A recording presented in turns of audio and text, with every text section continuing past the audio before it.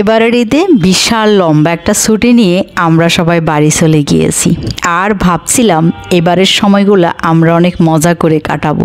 Hello, আসসালামু আলাইকুম। আপনারা সবাই কেমন আছেন? আমি আলহামদুলিল্লাহ অনেক বেশি ভালো আছি। ছুটি লম্বা ছিল, সময়ও অনেক মজার ছিল, কিন্তু সময়গুলো কেন যে এত দ্রুত চলে গেল সেটাই টের পেলাম না। বলতে বলতেই আমাদের বিদায়ের ঘন্টা বেজে গেল।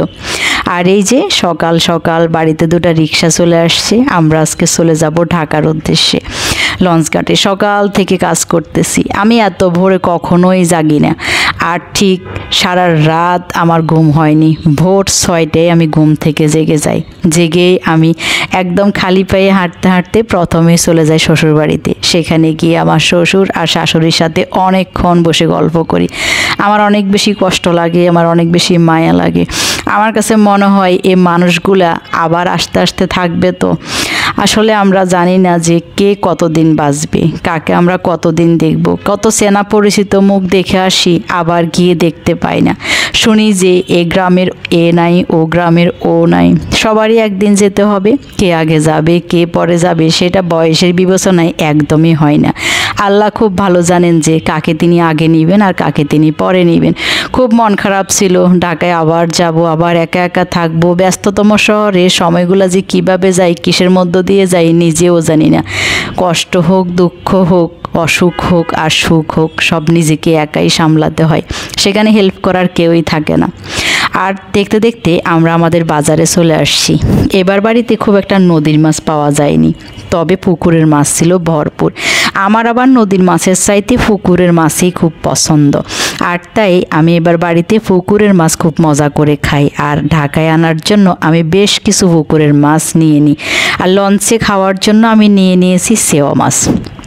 যাই হোক, আমরা ঘাটেও চলে আসছি। আর ঘাটে আসছে আব্বা, ভাইয়া, আফা, সোহেল, রাজু, সবাই। আমরা খুব দ্রুত লঞ্চ ঘাটে চলে আসছি, কারণ এখন আসলে লঞ্চের নিয়ম কানুন একটু উল্টাপাল্টা হয়ে গিয়েছে। কখন কোনটা ছাড়ে কিছুই বলা যায় না। আমাদের কেবিন হওয়ার কথা ছিল পারহান 10-এ। পারহান 10-এ আমরা একটা ভিআইপি কেবিন চাইছিলাম। আমি জানি যে আমরা কখনোই ভিআইপি কেবিন পাবো না। তারপর দুটা ডাবল কেবিন বুকিং দিই, এরপর সেখান থেকেও নাকি একটা কেবিন চলে যায়। ফাইনালি আমাদের থাকে একটা ডাবল কেবিন আর একটা সিঙ্গেল কেবিন। এরপরও সংকীর্ণতায় ভুগছিলাম যে কখন জানি আবার ডেকে যেতে হয়। নিয়মকানুন এখন আর কোনো কিছুই দেশের ঠিক নাই। কবে কখন আমাদের এই নিয়ম ঠিক হবে আমরা আসলে জানি না, এবং মনেও হয় না আদৌ এই নিয়মকানুন নিয়মের জায়গায় আসবে। এভাবে হয়তো আমাদেরকে দিন পার করতে হবে এবং এই পৃথিবী থেকেও বিদায় নিতে হবে। বাড়ি আসার টাইমে কষ্টগুলোকে কষ্ট মনে হয় না। কেবিনে ছিল প্রচণ্ড গরম, খুব মন খারাপ ছিল, কথা বলতে ইচ্ছে করতেছিল না। যখন বাড়িতে আসি তখন আসলে বাড়িতে আসবো এরকম একটা উত্তেজনায় এগুলো আর ফিল করি না। আর যখন ঢাকায় চলে যাব তখন এগুলা খুব বেশি বেশি খারাপ লাগে। আমি জানি আমরা ঢাকায় গেলে এগুলো সব আবার ভুলে যাব। আবার ছুটি পেলে আমরা বাড়ির উদ্দেশ্যেই রওনা দেব, কারণ এ বাড়ি আমাদের নারী, এখানেই আমাদের সবাই। আমরা ঢাকা থাকি কাজে, নিজের দরকারে, বাচ্চাদের দরকারে। আসলে আমাদের সব কিছুই পড়ে আছে এই গ্রামে।